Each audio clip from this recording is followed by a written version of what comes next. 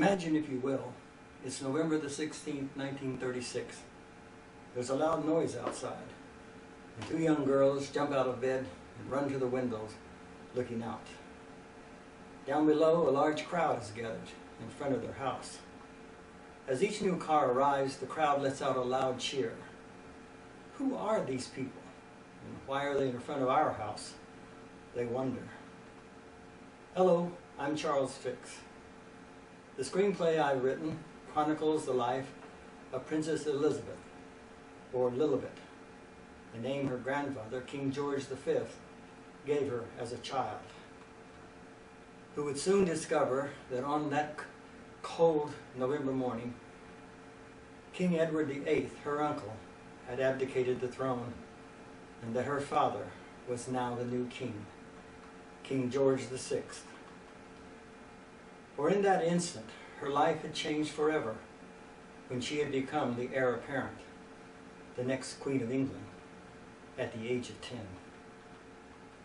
My screenplay follows Lilibet over the next 16 years until the tragic death of her father in 1952, when she became the Queen.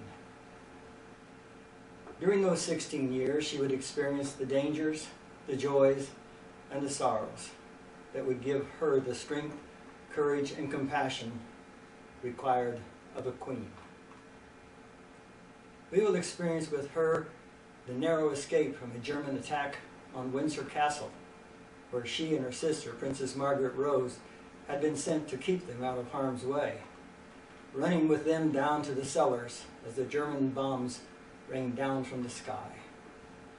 And we'll share with the people of London the broadcast she made to the children being evacuated during the Blitz, offering them understanding, compassion, and hope for the future when she turned 14. You will learn of her efforts during the war as she and Princess Margaret Rose darned socks, sold war bonds, and put on plays to raise money for the war effort.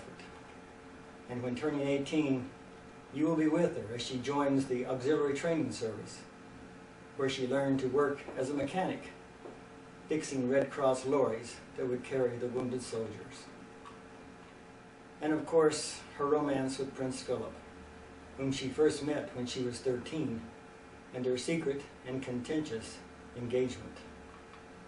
Then we will travel with her to South Africa on a tour with the King and Queen, where she made her famous dedication speech when she turned 21.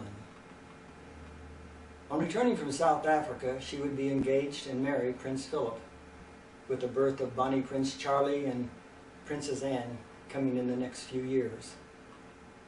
And then, with the onset of her father's illness, we will see her take on more and more of his responsibilities, as she and Prince Philip take on a tour of Canada and the United States for the ailing king, only to return home to find the king diagnosed with cancer of the lung.